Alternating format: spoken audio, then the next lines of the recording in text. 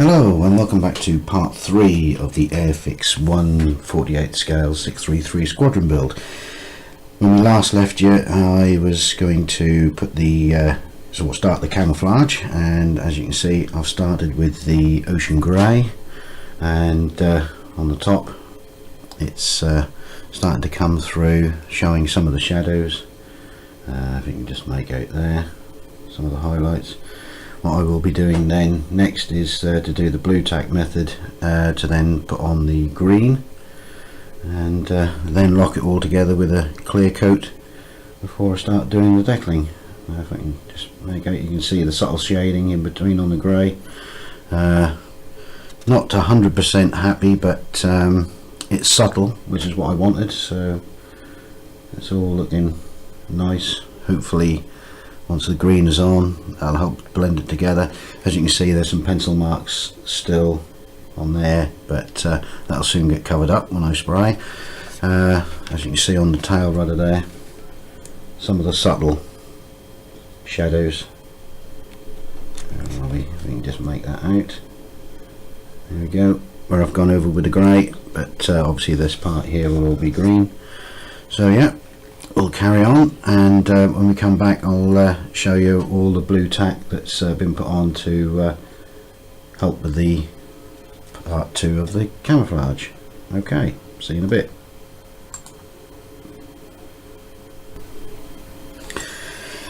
Okay, right, I've laid out all the blue tack, as you can see. Got the rough shapes in. What I will do is I will just press down and make sure that everything is stuck down, and just sort of reshape any little curves that I need, and just mask off a few little areas, i.e. around the tail plane where there's going to be a chance of any overspray and such like. But yeah, just gotta do a little bit more finessing, but this is the general idea. This hopefully will keep the spray in, but then also give out a feathered look, so it should look more natural. Right, I shall just finish off doing a bit of smoothing out, and then we'll come back hopefully next time you see it with the green on. Okay, so let's carry on. Okay, now we've moved on. We've got the green, and I've also put a coat of clear lacquer over the top. As you can see, sort of come out very well. It's got a nice sort of feathered effect. We can just get that to the camera without the light shining on it. Here you go. Also some sort of subtle fading in there as well, which I've done just by lightly sanding just some of the areas before putting a clear coat over the top, especially there as well. You can also see some of the pre-shadings also come through again with the clear coat, which is nice. Demarcation lines are all nice and sharp on both sides, so that's looking good as well. And the underneath, also some of the pre-shading has come back through as well.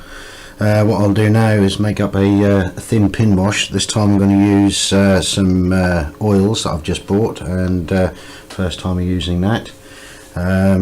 Put in the panel lines, and then once that's dry I shall then put the decals on, and then put another clear coat, and then hopefully my first attempt at oil washes and weathering. So yeah, looking nice.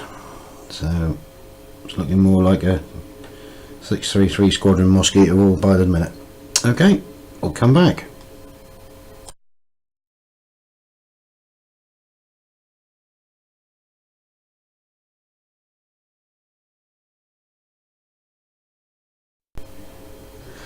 Okay, now we've finished the pin wash, or in the panel lines. What I mixed up was a sort of a muddy brown, mixed up with some burnt umber and some black, and just ran it in, made it really thin, ran it into the panel lines. Hope you can see that. Just brought them out, all nice and clear.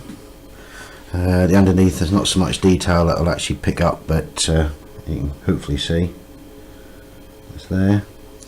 Now what I will do is I will now put on the decals, and then give that another clear coat, and then I'll make a start on the weathering. So far my first experiment with oil washers is going well, so let's hope it carries on. Alright, we'll be back. Okay, now we've got 95% of the decals on, and as you can see, it's now starting to look like a proper Mossie. The letters and the roundels that I got here I got from Hannant's, their 1/48th range, also the tail flash. Started putting some of the kit decals on as well, which you can see. Yeah, it's looking rather good. We'll carry on. I've got about well, just a small amount of decals to do, and then we can put another top coat on maybe tomorrow, and then we can start doing the oil wash and the weathering. So yeah, it's looking rather good. As you can probably just make out, used microset and microsole, so everything's laying down nicely in the panel lines. And whilst I was waiting for all that to dry up, I started assembling the cockpit canopy, and also masked it up using some masks that I got also from Hannant's, and we can just make out there nice and sharp. And I've just given it a coat of Alclad's aqua gloss, so it's coming out nice and shiny and clear and protect the paintwork. So yeah, everything's all well. Now I'll probably leave this now for the night, and we'll come back again tomorrow, do some more, and then get the top coat on. Okay, see you in a bit.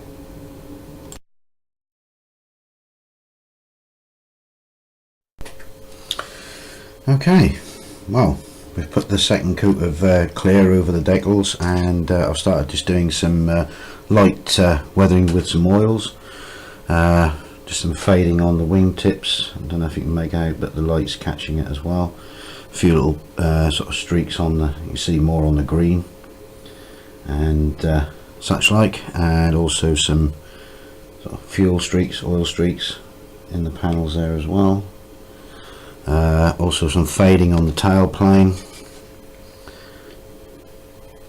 and on the ends. There we go, a little bit of streaking there. I've also put the undercarriage on, as you see. Went on just like I said, not a problem. So that's all fixed in. Started doing the underneath, or just around the engine pods, just done a little bit of exhaust there, just using some of the Tamiya oil stain, and I'll carry on doing that with some oils, and before I put the stacks on, which I've got to paint yet. I'll just finish up doing a little bit more, not going over the top, because it wasn't over the top in the film, but you can just make out there. Yeah, subtle is the key. Also put the machine guns on, not exactly 100% straight, but canopy glue wouldn't hold it still for too long, and so I ended up using super glue. So yeah, got the spinner retaining rings in there, if you can see, just inside there. Glued them in, so all we've got to do is just pop the propellers in once they're all done. Got the undercarriage bay covers to go on, the actual crew access door, I'll probably have that left open, and then once that's all done and I've finished doing the weathering, I shall put a flat coat on, or a semi-gloss coat, depending on how I feel at the time, and then put the glare on the formation lights, and then unmask the landing lights underneath, and then I shall put the painted canopy on, and we could probably call that a build. Right, so I'll carry on, and I'll post some pictures because it's not really sort of coming up 100% on this camera. I know it's not a very good one, but I'll take some pictures and post them in as well, so you can see a little bit more of the detail, and we'll come back with a little bit more progress later. Okay, see you soon.